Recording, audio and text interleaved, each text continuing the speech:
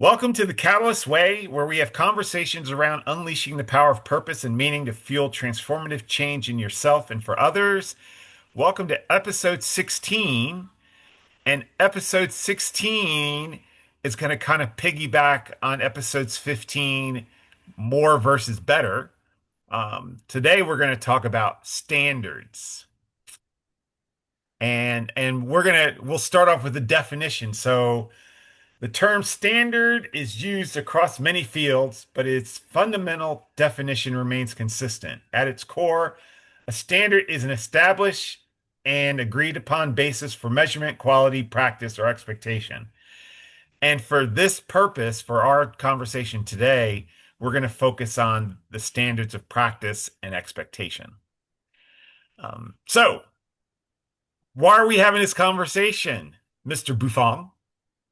We're having this conversation because it is extremely important that we help others realize that standards are important. They're necessary, and you should have them, not just because you want to abide by them according to what someone else may tell you, but because it's important to have a set of standards that guide and drive and govern you as an individual. So, standards, principles, rules, these are not bad things. And today we're just going to discuss why they are necessary and important and why we should live by them.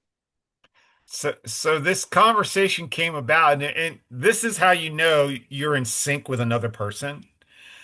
So a couple of weeks ago, we had our usual Tuesday morning meeting, and he was telling me, he's like, I've been thinking, I was thinking about the military and how the military has these, standards, minimum standards for you to be in the military. And I said, coincidentally, I had made a shirt that has military lettering called Be Good, Do Good. And on the back, it says Be Better, Do Better. But it made me think about standards for the Catalyst Way. So I'm thinking about the standards for the Catalyst Way, and I was thinking about military standards and how, and we never had the conversation. And yet we're both thinking the same thing. So it was interesting how that came about. And that it was something that I was looking at because as a coach, as a trainer in the areas that I'm involved in, you see how important standards really are, and that people are looking for them in order to better facilitate how they go about living their day-to-day life. So if it's me on the field with players, then yes, there are a set of standards because this is the only way we produce a better person and a better player. If it's someone walking into the studio, the same principles apply, right? They're looking for the standards. Like, how should I eat? What should my workout look like? How much water should I be drinking? What should my movement be like from day to day? My stretching protocol. All of these things are standards to just get you to point A to point B. And as long as we understand that they are there to help us better live our lives, they're not there to make life more difficult for you. It's not that it's supposed to make life harder. That's not what this is about, which is why we often run away when we hear the word rules. Like, well, I don't like rules. That's just, no, don't use that word. There's nothing wrong with rules. They're okay. And we need to have them in place because foundationally, if you don't have with any rules, then there's Chaos. a place where no restraint is ever going to be. You don't want to stop it. It's I can live any way I want to, do whatever I like, whenever I want to. Why? Because, well, there's nothing that says I can't. And I don't need to live by a code. Yeah, but you should. And we're moving away from that, which I think is really bad. And we need to get back to that again. So, yeah, standards should be paramount. It's kind of like parenting and boundaries. You know, Yes. kids need to have a boundary or else they'll run. I mean, I think when you were talking about it, I was thinking chaos and anarchy is what Yes. comes from lack of, there are no boundaries, there are no rules, there's no codes, there's nothing, that you just get a lot of mess. And it's interesting that you said parenting because I think sometimes what I've noticed is we mistake compassion for lowering expectations. And that's really not the way it needs to be at all. Right? We can move in a place of compassion, but it doesn't mean that we expect less. The Right. expectations don't lower. This is still the standard. And I'm not moving the benchmark for you. I need you to come up to meet it. Yep. So, as you know, we wrote a book called The Catalyst Way. And one of the challenges we found is what will guide this work? Like what will guide us as we deliver this work to others? So we put together our set of standards, and I showed you the t-shirt. So we have so I'm going to read you, I'm going to share my screen and read to you what we've put together as our standards and guidelines for living those standards. So, so we call it the pillars of practice. So the Catalyst Way pillars of practice are based on two questions. Who am I here to be, and what am I here to do? And it focuses on the standards of character and contribution. These standards and attributes aren't about specific rules, but rather an internal framework for living a purposeful life. So there's two. The standard of being is who am I here to be? This standard defines the qualities of character, values, and inner self. It's the compass that guides your actions and decisions. It is the commitment to embodying your highest self regardless of external circumstances. And there's five attributes for the standard of being. Integrity. Act with honesty and moral courage in all things. Your actions should consistently align with your values, even when no one is watching. Number two is empathy, compassion. Recognize the inherent worth of others and treat them with kindness, understanding, and respect. Seek to understand their perspective. Humility. Acknowledge your limitations and mistakes and be open to learning from others. Celebrate the successes of those around you. Number four is resilience. Cultivate the ability to adapt and persevere through adversity. See challenges not as roadblocks, but as opportunities for growth. And number five, authenticity. Live in alignment with your true self. Be genuine in your thoughts, feelings, and expressions, and do not pretend to be something you're not. So those are the standards of being. Who am I here to be? Standards of doing is what am I here to do? This standard defines the outward expression of your purpose. Focus on the actions and contributions you make to the world. It is a commitment to using your unique gifts and skills in service of something bigger than yourself. And there are five under that, five attributes under that. Service. Actively seek opportunities to help others and contribute to the well-being of your community and the world. Your work and actions should have a positive impact. Stewardship. Responsibly use your resources, talents, and time. Recognize that what you've been given is for the benefit of others, not just for personal gain. Growth and contribution. Continually pursue personal development and acquire new knowledge and skills. Use what you learn to create, innovate, solve problems. Purposeful action. Ensure your daily activities are aligned with your larger goals and values. Every action, no matter how small, can be expression of your purpose. And in courageous action, step outside your comfort zone to take on challenges that are worthy of your life and your unique abilities. Do not let fear of failure prevent you from doing what you're called to do. So those are the two standards and the 10 attributes for those standards that we're hoping people live by the Catalyst Way. So, do you have any thoughts you want to share before we move forward with this conversation based on those? So it starts off with the the being before the doing, right? Which I think is an extremely important point to stress. We do have a lot of situations where individuals get focused more on what they're trying to do without focusing on first who they're becoming. And it's the being before the doing, right? It's be good before you do good, right? It's That's the part that I think a lot of individuals are trying to get around, are trying to escape, but you can't, because in order for you to really have the impact that you need to and live in that courageous manner, you have to unearth all your stuff first and be more concerned with being a person of integrity before you just look for ways to do something that makes you feel good. Couldn't have said it better. So I would argue, and one of the things that really helped me put this together, I've always focused on education. And we are so focused, well, education is so focused on get in, get your degree, get a job. We've missed the being part.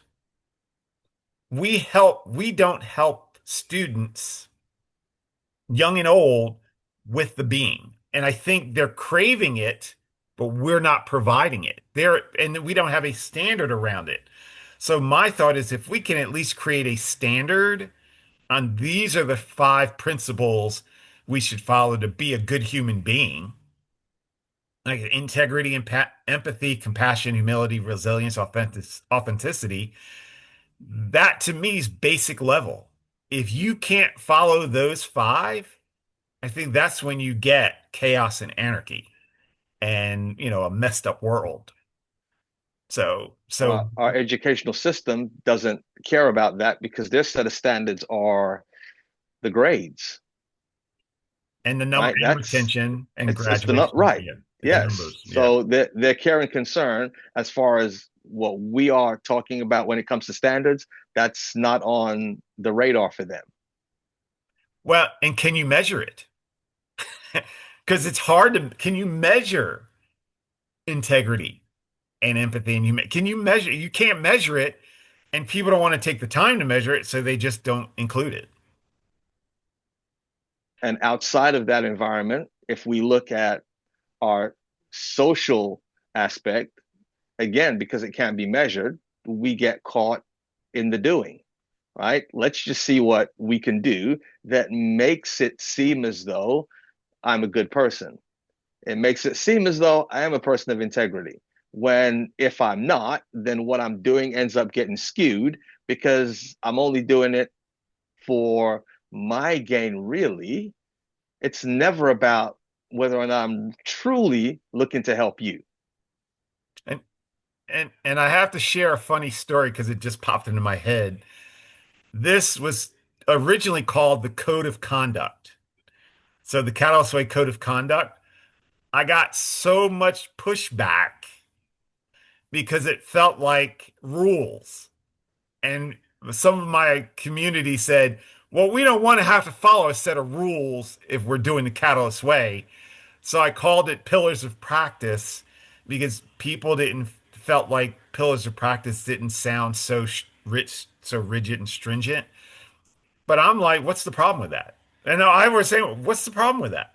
We should have standards that we should follow that really guide our actions and decisions. And I'm like, come on, people, whether it's called Code of Conduct or Pillars of Practice, it doesn't matter. The whole essence is that there's a set of guidelines that really dictates our practice. And what's wrong with that? There is nothing wrong with that. I would put it this way. We should really get back to understanding how important it is to value mastery over just being good enough.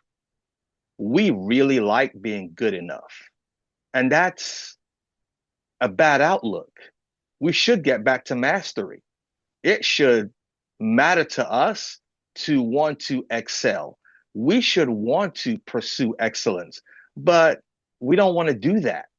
That's why we're in the state we're in.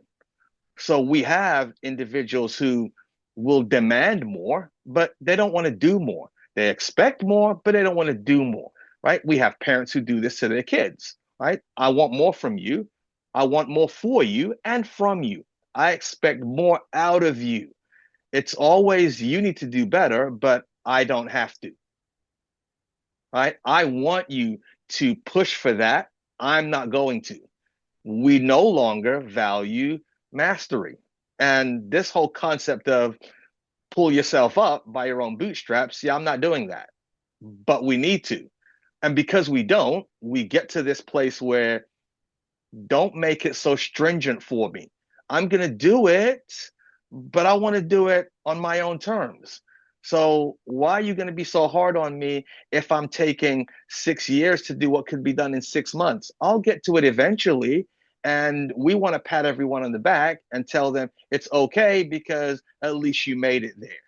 When what it really needs to be is no, very much like the military approach, right? This is the standard. And basic training doesn't move the needle for you just because you think they should, and it would make life more convenient for you. And I could get through basic training if you gave me 2 months to do it. So why can't I have 2 months? Why can't I have three? Like, let me just play by my own rules. I'll get through it eventually, but here are a set of guidelines that say this is what you're going to get done. And this is when you're going to get it done by. And we're not moving off of that because there is a greater purpose in mind that we are preparing you for. And going back to the work that we're doing, it's helping individuals understand, do you know why these standards exist? Do you know why these rules exist? It's because your greater self, what you are here to do, requires that you be this type of person in order to accomplish that. So it's really helping them understand there's the target, and I need you to be the truest arrow possible so that you can hit that target. So quit belly aching, quit whining, quit complaining, and just get to work. But how do you really feel about Just saying. it? So in this document, The Pillars of Practice, we actually have an assessment you could take to see how you're doing on all 10 of these different areas. So, that'll be something that we'll be putting together or sharing with the world at some point in the near future. But at least we'll have the pillars and the assessment. We'll post those in the chat, in the for you to be able to download and check it out. But we really believe this is the framework that we want to use for the Catalyst Way and living the Catalyst Way. So, do you have any final thoughts you want to share? I think I shared them all. You what? I think I shared them all. Yeah. Yes. So there was one other thought I had. Whether you're a Catalyst disciple, like the religious perspective, or a Catalyst champion, which is kind of like the education perspective, these are the guidelines that we want to follow. So if you're going to embrace the Catalyst Way and you want to practice the Catalyst Way, um, here's the framework to start with. So if you can follow these 10 ideas, attributes, principles, you'll go a long way to living a great life. Yes. So, all right. So we're good for today. Any other thoughts before we call it a day? That's it. Thanks for joining us. Bye for now. All right, we'll see you.